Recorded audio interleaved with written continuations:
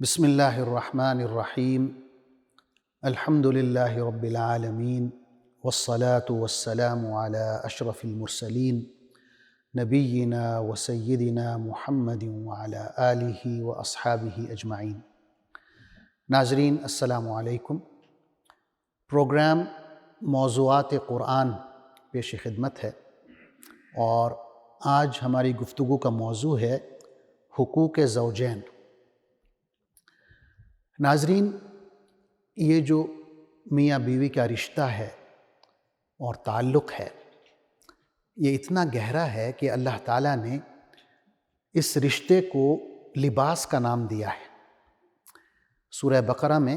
اللہ تعالیٰ فرماتے ہیں اس تعلق کے حوالے سے، ہن لباس لکم وانتم لباس لہن، کہ تمہاری بیویاں تمہارے لیے لباس ہیں اور تم ان کے لیے لباس ہو۔ اب اگر آپ غور کریں کہ لباس کے کیا مقاصد ہوتے ہیں، سب سے اہم مقصد تو یہ ہے کہ یہ ہمارے جسم کو ڈھانپتا ہے، ستر پوشی کرتا ہے۔ تو یہ تعلق جو ہے ستر پوشی کے حوالے سے کیا ہے کہ میاں بیوی ایک دوسرے کے عیبوں پر پردہ رکھتے ہیں، ایک دوسرے کی عیب پوشی کرتے ہیں، ایک دوسرے کے عیبوں کو اچھالتے نہیں پھرتے بلکہ ڈھانپ کر رکھتے ہیں اور ایک دوسرے کے راز چھپا کر رکھتے ہیں۔ یا لباس کے حوالے سے یہ ہے کہ وہ ہمارے لیے باعث حفاظت ہے۔ لباس ہمیں گرمی سے بچا رہا ہے، سردی سے بچا رہا ہے۔ جنگوں میں آپ دیکھتے ہیں کہ خاص لباس پہنا جاتا ہے، لیبارٹریز میں خاص لباس پہنا جاتا ہے۔ تو میاں اور بیوی کا جو تعلق ہے اس کو لباس کہا گیا کہ یہ ایک دوسرے کی حفاظت کرتے ہیں۔ اسی طرح لباس کیا ہے؟ باعث خوبصورتی ہے۔ میاں بیوی دونوں ایک دوسرے کے لیے سنورتے ہیں، بنتے ہیں، ایک دوسرے کے لیے خوبصورت بنتے ہیں اچھے اچھے لباس پہن کے۔ لباس کیا ہے؟ باعث عزت ہے۔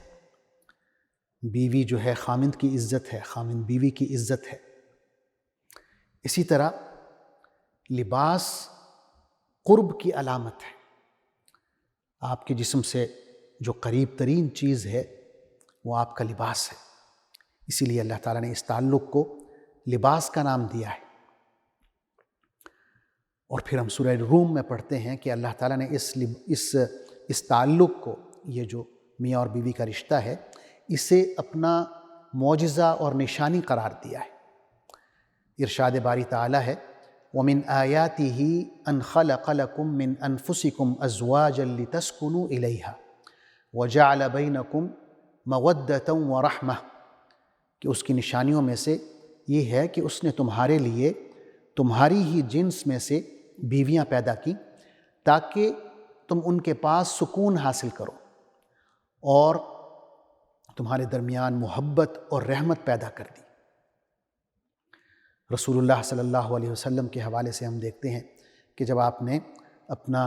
مشہور خطبہ حجۃ الوداع ارشاد فرمایا ہے تو اس میں بھی آپ نے یہ تاکید کی ہے بیویوں کے حوالے سے۔ آپ کا فرمان ہے، لوگو اپنی بیویوں سے اچھا سلوک کرو، یہ تمہارے پاس اللہ کی امانتیں ہیں، تمہیں کوئی حق نہیں پہنچتا کہ ان کے ساتھ بدسلوکی کرو۔ اگر یہ نافرمانی کریں تو تم کچھ وقت کے لیے اپنا بستر علیحدہ کر لو، لیکن اگر یہ فرما برداری پر لوٹ آئیں تو انہیں تنگ کرنے کے بہانے مت ڈھونڈو۔ پھر آپ صلی اللہ علیہ وسلم نے فرمایا کہ تمہاری بیویوں پر تمہارے کچھ حقوق ہیں اور تم پر تمہاری بیویوں کے کچھ حقوق ہیں۔ آپ نے فرمایا کہ ان پر لازم ہے، یعنی تمہاری بیویوں پر لازم ہے کہ تمہاری غیر موجودگی میں تمہاری عزت کی حفاظت کریں اور کسی ایسے شخص کو جسے تم پسند نہیں کرتے تمہارے گھر میں داخل نہ ہونے دیں، اور تمہاری بیویوں کا تم پر یہ حق ہے کہ تم انہیں اچھی غذا مہیا کرو اور اچھا لباس مہیا کرو۔ تو ناظرین، یہ جو میں نے 2-3 آیات تلاوت کی ہیں اور یہ حدیث سنائی ہے، اس کی روشنی میں ہم انشاءاللہ جاننے کی کوشش کریں گے کہ ایک خامند اپنی بیوی کے حقوق کس طرح ادا کر سکتا ہے اور بیوی اپنے خامند کے حقوق کس طرح ادا کر سکتی ہے۔ پہلے خامند کے حوالے سے بات کر لیتے ہیں کہ ایک مسلمان خامند جو اللہ اور اس کے رسول پر ایمان رکھتا ہے، اس پر کیا کیا چیزیں لازم آ رہی ہیں اپنی بیوی کے حقوق کے حوالے سے۔ سب سے پہلا حق جو اس نے ادا کرنا ہے اپنی بیوی کا، وہ یہ ہے کہ نیکی کے ساتھ اور احسان کے ساتھ وہ اپنی بیوی کے ساتھ زندگی گزارے، جیسا کہ اللہ تعالیٰ کا ارشاد ہے سورہ نساء میں، وَعَاشِرُوهُنَّ بِالْمَعْرُوفِ فَإِن كَرِهْتُمُوهُنَّ فَعَسَىٰ أَن تَكْرَهُوا شَيْئًا وَيَجْعَلَ اللَّهُ فِيهِ خَيْرًا كَثِيرًا، کہ تم ان کے ساتھ بھلے طریقے سے زندگی بسر کرو، اور اگر وہ تمہیں ناپسند ہوں تو ہو سکتا ہے کہ ایک چیز تمہیں پسند نہ ہو مگر اس میں اللہ تعالیٰ نے تمہارے لیے بہت بھلائی رکھ دی ہو۔ تو یہ اللہ تعالیٰ کی طرف سے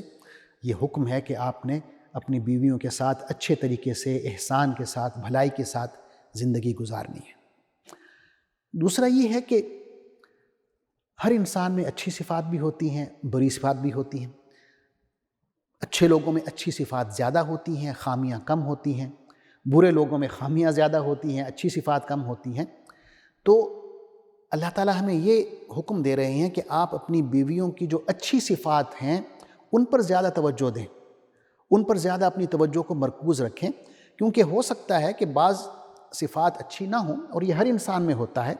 تو آپ اگر انہیں اگنور کریں گے اور جو اچھی صفات ہیں ان پر اپنی توجہ زیادہ کریں گے تو آپ کی ناپسند جو ہے وہ پسند میں تبدیل ہوتی رہے گی۔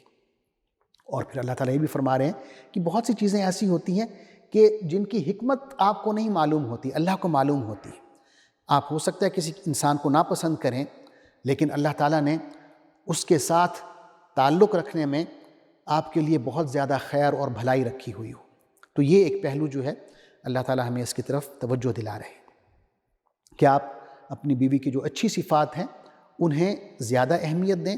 انہیں زیادہ اجاگر کریں اور ان پر زیادہ توجہ دیں۔ اسی طرح ہمارے نبی صلی اللہ علیہ وسلم نے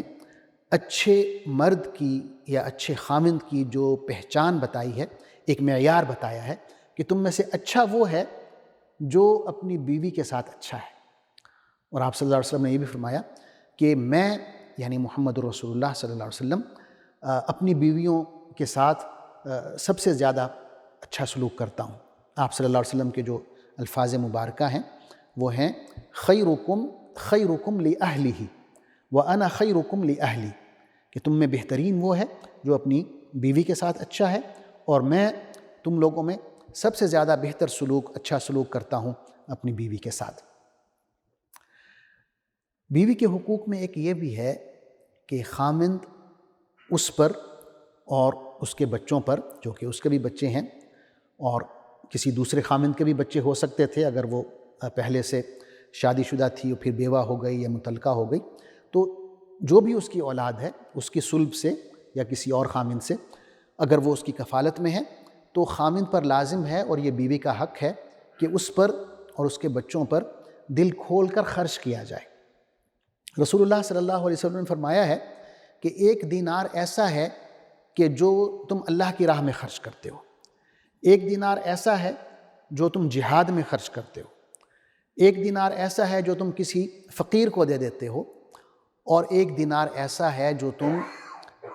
اپنے اہل خانہ پر خرچ کرتے ہو، بیوی پر خرچ کرتے ہو، بچوں پر خرچ کرتے ہو۔ تو آپ صلی اللہ علیہ وسلم نے فرمایا کہ جو دینار تم اپنی بیوی بچوں پر خرچ کرتے ہو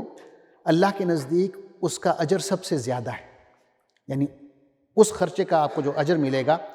وہ جہاد میں خرچ کرنے سے، فقیر کو دینے سے، غلام آزاد کرنے سے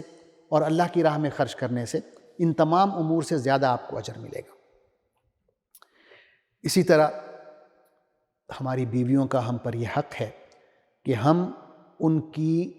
دینی تعلیم اور تربیت کا انتظام کریں، کیونکہ اگر ہماری بیویاں نیک ہوں گی تو وہ اچھی مائیں بھی بن سکیں گی، ہماری اولاد کی اچھی تربیت کر سکیں گی، اور اس سے ایک پاکیزہ معاشرہ تشکیل ہوگا، کیونکہ جو خاندان ہے وہ معاشرے کی اہم ترین اکائی ہے۔ اگر خاندان درست ہوگا اور اس کا تعلق جو ہے اچھی بیوی سے ہے، بیوی نیک ہے، تربیت یافتہ ہے، اسلامی اقدار سے واقف ہے، تو اپنی اولاد میں وہی اقدار، وہی ویلیوز منتقل کرے گی اور یہ ویلیوز جو ہیں پھر پورے معاشرے میں پھیلیں گی۔ اللہ تعالیٰ نے اسی بات کا حکم دیا ہے، ارشاد ہے یا ایھا الذین آمنوا قوا انفسکم واہلیکم نارا، کہ اہل ایمان اپنے آپ کو اور اپنے اہل خانہ کو جہنم کی آگ سے بچاؤ۔ تو یہ اللہ نے ہماری ذمہ داری بنائی ہے اور یہ ہماری بیویوں کا حق ہے کہ ان کی تعلیم کی، دینی تعلیم کی اور تربیت کا انتظام کیا جائے۔ اس میں یہ بھی ہے، حدیث میں آتا ہے کہ آپ اپنے اہل خانہ کو نماز کا حکم دیں، نماز کے لیے جگائیں۔ قرآن مجید میں ہم دیکھتے ہیں کہ اللہ تعالیٰ نے رسول اللہ صلی اللہ علیہ وسلم کو یہ حکم دیا ہے وَأْمُرْ أَهْلَكَ بِالصَّلَاةِ وَاصْطَبِرْ عَلَيْهَا، کہ اپنی بیوی کو یا اپنی بیویوں کو نماز کا حکم دیں اور خود بھی صبر کے ساتھ اور استقامت کے ساتھ نماز کی پابندی کریں۔ اس کے علاوہ یہ ہے کہ اگر آپ کے پاس ایک سے زیادہ بیوی ہے، بعض لوگ جو ہیں وہ ایک سے زیادہ ان کی بیویاں ہوتی ہیں، 2 بیویاں ہوتی ہیں، 3 ہوتی ہیں، 4 ہوتی ہیں، اللہ تعالیٰ نے ایک وقت میں 4 بیویوں کی اجازت دی ہے، تو اس کی جو واحد شرط ہے قرآن مجید میں وہ ہے عدل و انصاف قائم کرنا۔ اگر آپ اس قابل ہیں کہ آپ انصاف کے ساتھ، عدل کے ساتھ ایک سے زیادہ بیوی رکھ سکتے ہیں تو تب آپ کو اجازت ہے کہ آپ تعدد ازواج میں جائیں۔ قرآن مجید میں ہے کہ اگر آپ عدل نہیں کر سکتے تو پھر ایک کافی ہے۔ وَإِنْ خِفْتُمْ أَلَّا تَعْدِلُوا فَوَاحِدَةٌ، سورہ نساء کے شروع میں ہے، یہ تیسری آیت ہے غالباً۔ تو اگر آپ سمجھتے ہیں کہ آپ عدل نہیں کر پائیں گے تو پھر آپ کو اجازت نہیں ہے کہ آپ ایک سے زیادہ شادیاں کریں۔ اسی صورت میں سورہ نساء کے تقریباً آخر میں غالباً آیت نمبر 129 ہے، اس میں اللہ تعالیٰ نے فرمایا ہے وَلَن تَسْتَطِيعُوا أَن تَعْدِلُوا بَيْنَ النِّسَاءِ وَلَوْ حَرَصْتُمْ فَلَا تَمِيلُوا كُلَّ الْمَيْلِ فَتَذَرُوهَا كَالْمُعَلَّقَةِ، کہ بیویوں کے درمیان پورا عدل کرنا تمہارے بس میں نہیں ہے، تم چاہو بھی تو اس پر قادر نہیں ہو سکتے، لہٰذا ایک بیوی کی طرف اس طرح نہ جھک جاؤ کہ دوسری کو لٹکتا چھوڑ دو، یعنی دوسری بیوی اس کی کیفیت یہ ہو جائے کہ نہ وہ طلاق یافتہ لگے، نہ آپ اس کو بسائیں، اس کو یعنی بالکل الگ تھلگ چھوڑ دیں اور جیسے کہ وہ لٹک رہی ہے۔ اللہ تعالیٰ نے اس بات سے منع فرمایا ہے۔ تو یہ جو 2 آیتیں ہیں، سورہ نساء کی آیت نمبر 3 اور آیت نمبر 129، یہ لگتا ہے جیسے یہ آپس میں ان کے معنی ٹکرا رہے ہیں۔ ایک جگہ تو آپ فرما رہے ہیں کہ اگر آپ عدل نہیں کر سکتے تو پھر ایک کافی ہے، دوسری جگہ فرما رہے ہیں کہ تم عدل کر ہی نہیں سکتے، اگر کوشش کرو تب بھی نہیں کر سکتے۔ تو علماء نے اس کی تفسیر بیان فرمائی ہے کہ یہ جو عدل و انصاف ہے اس کی 2 قسمیں ہیں۔ ایک تو ظاہری امور میں عدل و انصاف ہے، ظاہری امور میں آپ کا وقت آ جاتا ہے، آپ نے وقت کی تقسیم کرنی ہے انصاف کے ساتھ۔ ظاہری امور میں تحفے تحائف آ جاتے ہیں کہ آپ نے ایک کے لیے تحفہ لیا تو دوسری کے لیے بھی آپ نے ویسا ہی تحفہ لینا ہوگا، اس میں آپ نے انصاف کرنا ہوگا۔ تو اس میں تو عدل و انصاف مطلوب ہے، لیکن ایک عدل و انصاف کی قسم یہ ہے کہ جس پر انسان کو کنٹرول نہیں ہوتا، وہ اس کے دل کا جھکاؤ ہوتا ہے، دل کا میلان ہوتا ہے، کسی بیوی کے ساتھ انسان کو زیادہ محبت ہوتی ہے، کسی کے ساتھ کم محبت ہوتی ہے، اور یہ اولاد میں بھی اس طرح ہو جاتا ہے۔ تو اللہ تعالیٰ فرما رہے ہیں کہ یہ جو عدل کی قسم ہے اس میں آپ سے مواخذہ نہیں ہوگا، یعنی جہاں دل کا میلان یا دل کا جھکاؤ آ رہا ہے، اگر آپ کا کسی بیوی کی طرف زیادہ ہے تو یہ ایسا نہیں ہے کہ آپ نے انصاف میں کمی کر دی، بلکہ یہ ایسا معاملہ ہے کہ آپ کا اس پر کنٹرول نہیں ہے۔ اور یہی بات ہمیں حدیث میں بھی ملتی ہے کہ حضور اکرم صلی اللہ علیہ وسلم نے اپنی جو ازواج مطہرات تھیں، اپنی بیویاں تھیں، ان کے درمیان ظاہری عدل و انصاف قائم کیا تھا، وقت کی تقسیم ہے، تحفے تحائف کی تقسیم ہے، اس میں عدل قائم کیا۔ لیکن جو دل کا جھکاؤ ہے، حدیث میں آتا ہے کہ حضرت عائشہ رضی اللہ عنہا سے آپ کو زیادہ محبت تھی، تو اس میں عدل جو ہے وہ آپ صلی اللہ علیہ وسلم کے اختیار میں نہیں تھا۔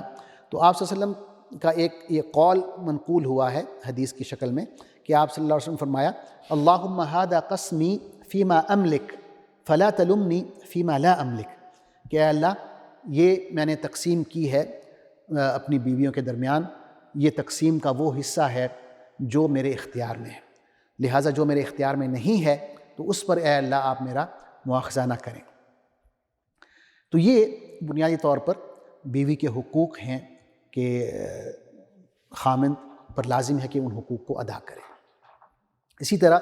اگر ہم دیکھیں کہ ایک بیوی اپنے خامند کے حقوق کس طرح ادا کر سکتی ہے، اس کا بھی ہمیں قرآن و سنت میں رہنمائی ملتی ہے۔ سب سے پہلی چیز یہ ہے کہ بیوی پر لازم ہے کہ وہ اپنے خامند کی اطاعت کرے، اور اطاعت کا کرائیٹیریا یہ ہے کہ اطاعت ہمیشہ ان چیزوں میں ہوگی جو صحیح ہیں، غلط بات میں اطاعت نہیں ہوگی۔ اگر خامند کسی گناہ کا حکم دے رہا ہے تو پھر بیوی پر فرض نہیں ہے کہ وہ اس کی اطاعت کرے۔ مثلا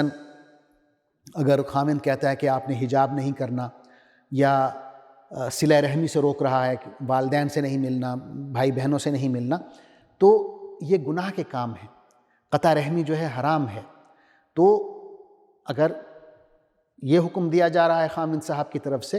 تو پھر اطاعت نہیں ہوگی۔ رسول اللہ صلی اللہ علیہ وسلم کا فرمان ہے لا طاعۃ لمخلوق فی معصیۃ الخالق، کہ ہر وہ اطاعت جو اللہ تعالیٰ کی نافرمانی پر مبنی ہوگی وہ اطاعت نہیں کی جائے گی۔ لہٰذا اطاعت جو ہوگی وہ معروف میں ہوگی، نیک کاموں میں ہوگی، اور وہ بیویاں، مسلمان بیویاں جو نیک کاموں میں اپنے خامندوں کی اطاعت کرتی ہیں، اللہ تعالیٰ ان کی تعریف فرما رہے ہیں۔ سورہ نساء میں اللہ تعالیٰ کا ارشاد ہے فالصالحات قانتات، کہ جو نیک عورتیں ہوتی ہیں، نیک بیویاں ہوتی ہیں، وہ اطاعت شعار ہوتی ہیں، اطاعت کرنے والی ہوتی ہیں۔ اسی طرح ایک بیوی پر یہ بھی لازم ہے کہ اگر اس کا خامند موجود ہے، سفر پر نہیں ہے، گھر پہ موجود ہے، تو پھر وہ جو نفل عبادات ہیں وہ اپنے خامند کی اجازت سے کرے گی۔ خاص طور پہ روزے کا ذکر کیا جاتا ہے کہ روزہ ایک ایسی عبادت ہے جس میں آپ جو ازدواجی تعلق ہے وہ قائم نہیں کرتے، تو اگر نفل عبادت ہے تو آپ جو بیویاں ہیں وہ خامندوں سے اجازت لے کے یہ عبادت کریں گی، ورنہ نہیں کریں گی۔ اسی طرح خامند کا حق ہے بیوی کے اوپر کہ جب وہ گھر سے باہر ہو تو بیوی اس کے گھر کی، اس کے مال کی اور اس کی عزت کی حفاظت کرے۔ قرآن مجید میں آتا ہے فالصالحات قانتات حافظات للغیب بما حفظ اللہ، کہ جو نیک بیویاں ہوتی ہیں وہ فرما بردار تو ہوتی ہی ہیں، لیکن اپنے خامدوں کی غیر موجودگی میں اللہ کے حکم سے ان کے گھر کی حفاظت کرتی ہیں، اور اس میں خامند کی عزت کی حفاظت بھی شامل ہو جاتی ہے۔ اسی طرح خامند کا حق ہے اپنی بیوی پر کہ اس کی بیوی اس کو خوش رکھے، اسے ناراض نہ کرے۔ حدیث میں آتا ہے کہ اگر کوئی خاتون اس حالت میں فوت ہوتی ہے کہ اس کا خامند اس سے خوش تھا، راضی تھا، تو وہ جنتی خاتون ہے، وہ جنتی عورت ہے۔ اسی طرح علماء نے یہ بھی لکھا ہے کہ خامند کا حق ہے بیوی پر کہ اس کی بیوی اس کی اجازت کے بغیر گھر سے نہ جائے، گھر سے باہر نہ نکلے۔ اور اس حوالے سے قرآن مجید کی جو آیت پیش کی جاتی ہے وہ سورہ احزاب کی ہے وَقَرْنَ فِي بُيُوتِكُنَّ، اللہ تعالیٰ ازواج مطہرات سے مخاطب ہیں کہ آپ اپنے گھر میں ہی رہیں، یعنی کوئی ایمرجنسی ہو تو وہ تو علیحدہ بات ہے، لیکن بغیر ضرورت کے آپ گھر سے نہ نکلیں۔ اسی طرح علامہ ابن حجر رحمۃ اللہ علیہ نے ایک حدیث پر تبصرہ کیا ہے۔ حدیث میں حضور اکرم صلی اللہ علیہ وسلم کا فرمان ہے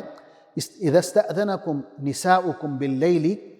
الی المسجد فأذنوا لہن،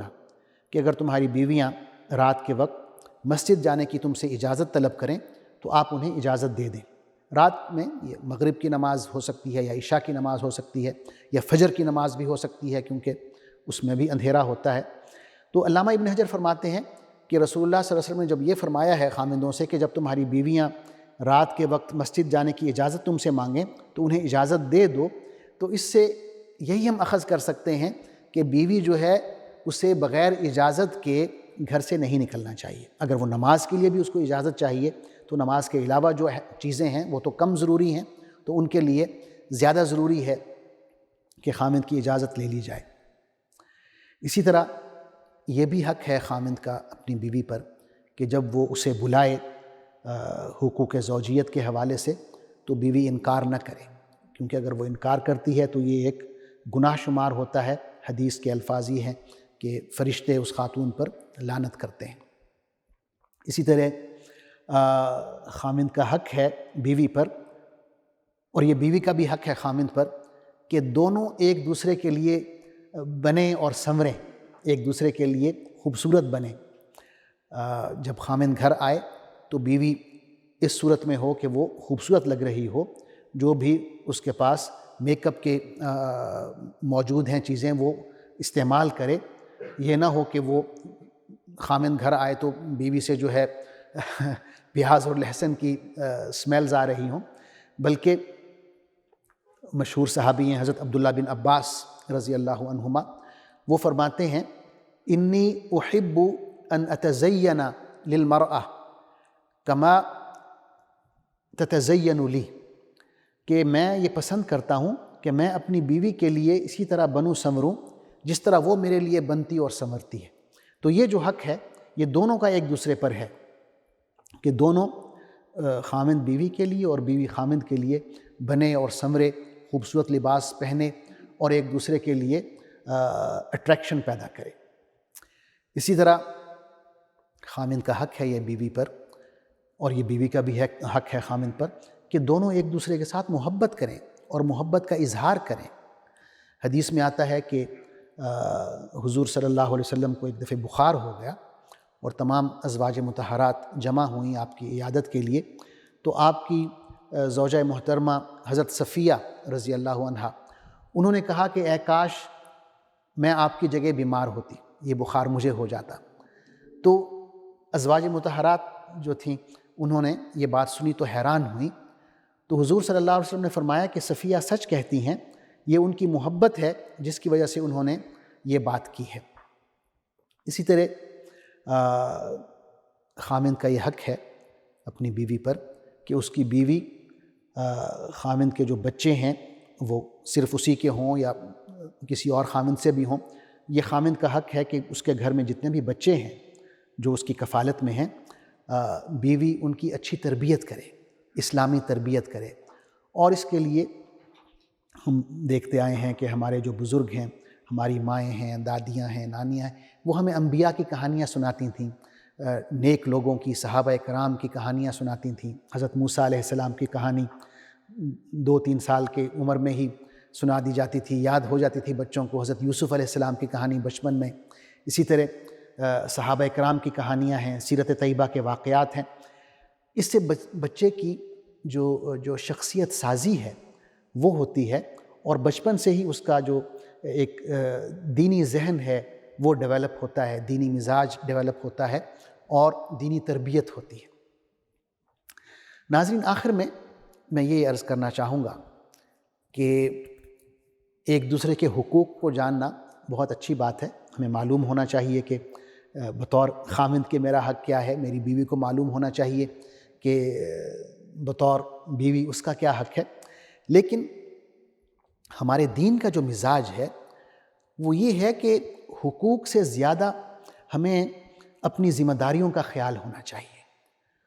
کیونکہ میری جو ذمہ داری ہے وہ آپ کا حق ہے۔ اگر میں اپنی ذمہ داری